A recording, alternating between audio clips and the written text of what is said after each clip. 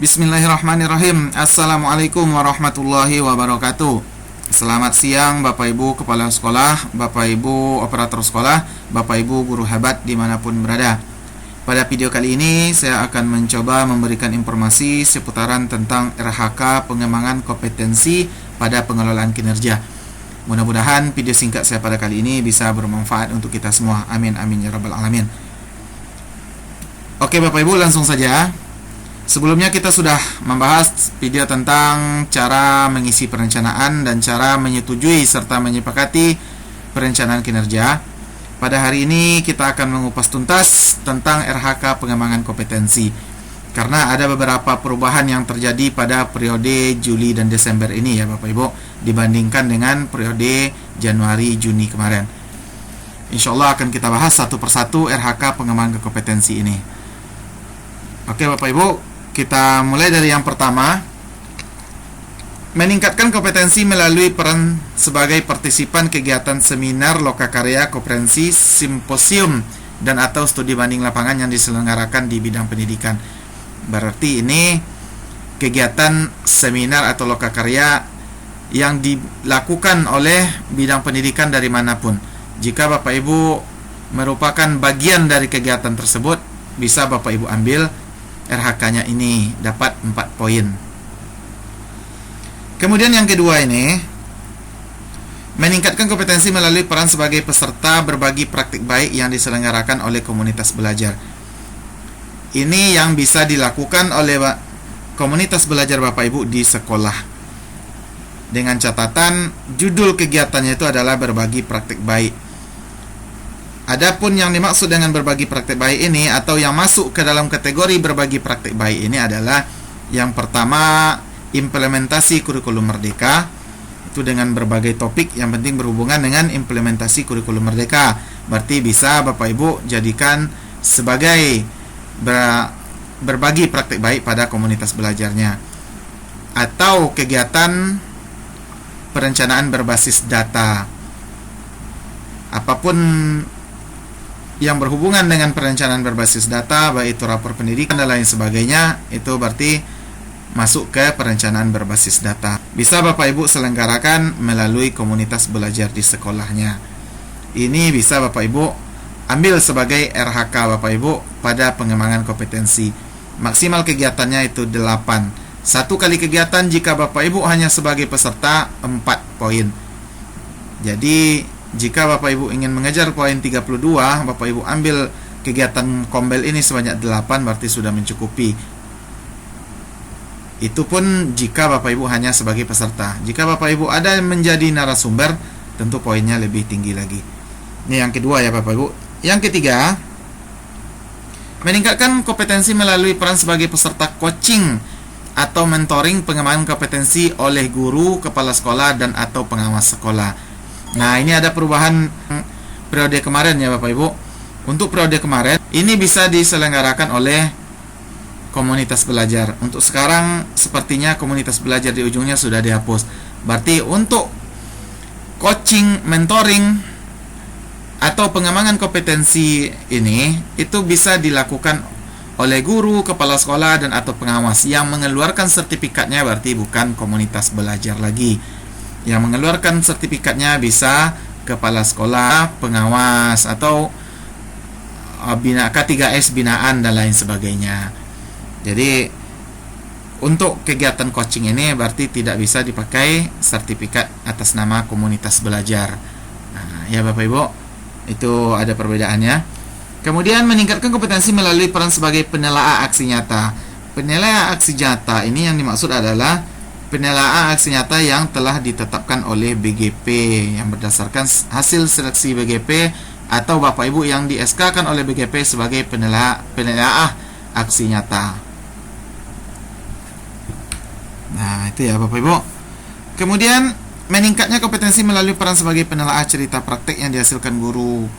Nih sama ya Bapak Ibu.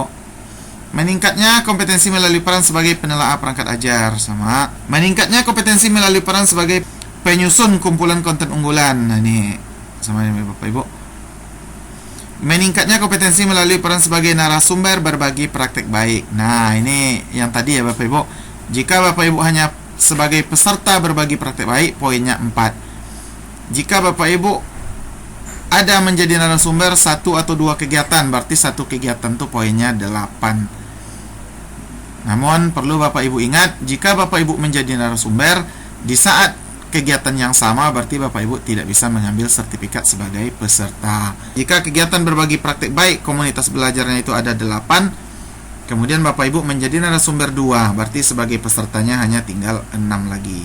Nah, begitu ya Bapak Ibu. Kemudian meningkatnya kompetensi melalui peran sebagai partisipan observasi praktek pembelajaran, persiapan, pelaksanaan, dan diskusi tindak lanjut bersama rekan sejawat.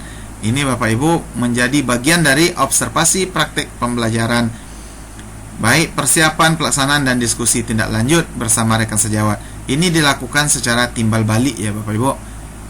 Untuk bukti fisiknya nanti bisa berupa laporan atau surat keterangan yang dikeluarkan oleh kepala sekolah. Meningkatnya kompetensi melalui peran sebagai peserta kegiatan pelatihan atau bimbingan teknis yang memperoleh sertifikat di bidang pendidikan, kebudayaan, riset, dan teknologi. Ini pelatihan-pelatihan online yang Bapak Ibu lakukan di luar PMM, poinnya 8. Minimal 2-3 hari ya Bapak Ibu pelatihan ini, dapat poin 8. Bukti keikutsertaan Bapak Ibu nanti bisa dilampirkan sertifikat. Kemudian meningkatnya kompetensi melalui peran sebagai peserta pelatihan mandiri sesuai model kompetensi guru, kepala sekolah, dan atau pengawas sekolah. Ini pelatihan mandiri Bapak Ibu di PMM. Satu topik yang Bapak Ibu selesaikan sampai keluar sertifikatnya, maka Bapak Ibu berhak mendapatkan 8 poin. Nah, itu ya Bapak Ibu. Untuk bukti fisiknya nanti berupa sertifikat. Kemudian untuk semua bukti fisik ini bisa Bapak Ibu ganti, seandainya jika tidak ada sertifikat bisa diganti dengan dokumen lainnya yang relevan.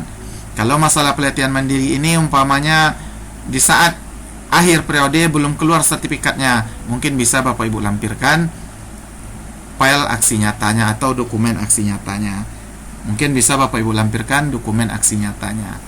Nah, itu ya Bapak Ibu. Kemudian meningkatnya kompetensi melalui peran sebagai coach, mentor, fasilitator, dan atau pengajar praktek dalam kegiatan pengembangan kompetensi kepada guru. Ini yang di atas tadi sebagai pesertanya poinnya 4. Jika Bapak Ibu sebagai coachnya poinnya adalah 12. Ini kegiatan yang sama ya Bapak Ibu yang dikeluarkan oleh kepala sekolah atau K3S dan lain sebagainya. Jadi untuk sertifikat ini tidak bisa dikeluarkan oleh komunitas belajar. Kemudian meningkatnya kompetensi melalui peran sebagai penyusun cerita praktek baik. Ini yang tadi ya Bapak Ibu. Peran sebagai peraih pengakuan dan penghargaan terhadap kompetensi dan kinerja dalam berbagai wadah atau ajang. Ini Bapak Ibu mendapatkan penghargaan di berbagai ajang, dapat 12 poin. Apapun ajangnya dapat 12 poin. Meningkatnya kompetensi melalui peran sebagai penyusun perangkat ajar yang dibagikan kepada guru atau kepala sekolah. Meningkatnya kompetensi melalui peran sebagai peserta praktik magang pada dunia kerja. Ini jarang digunakan ya Bapak Ibu. Selanjutnya, meningkatnya kompetensi melalui peran sebagai penggerak komunitas belajar dengan mengadakan minimal 3 kegiatan berbagi praktik baik. Ingat Bapak Ibu, yang diakui sertifikat untuk penggerak komunitas belajar itu adalah kegiatan yang dilakukan tersebut hanya kegiatan berbagi praktik baik. Yang dimaksud dengan kegiatan berbagi praktik baik adalah yang berhubungan dengan IKM atau implementasi kurikulum merdeka dan atau yang berhubungan dengan perencanaan berbasis data. Nah, itu yang diakui sertifikat penggerak komunitas belajarnya ya Bapak Ibu. Seperti yang sudah dijelaskan di atas, untuk kegiatan yang lainnya itu tidak bisa dikeluarkan sertifikatnya oleh komunitas belajar lagi. Beda dengan periode sebelumnya.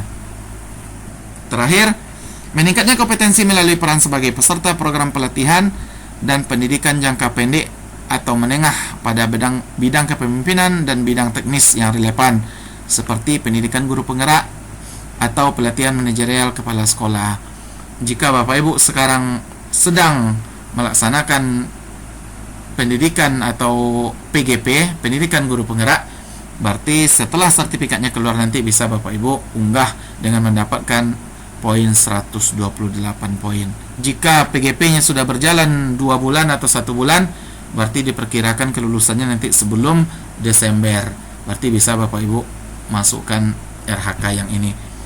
Satu RHK ini saja sudah 128 poin. Sangat banyak ya Bapak Ibu poinnya. Oke Bapak Ibu, itu saja informasi singkat kita pada siang hari ini. Mudah-mudahan bermanfaat untuk kita semua. Lebih dan kurang mohon maaf. Wabillahi taufiq wal hidayah. Wassalamualaikum warahmatullahi wabarakatuh.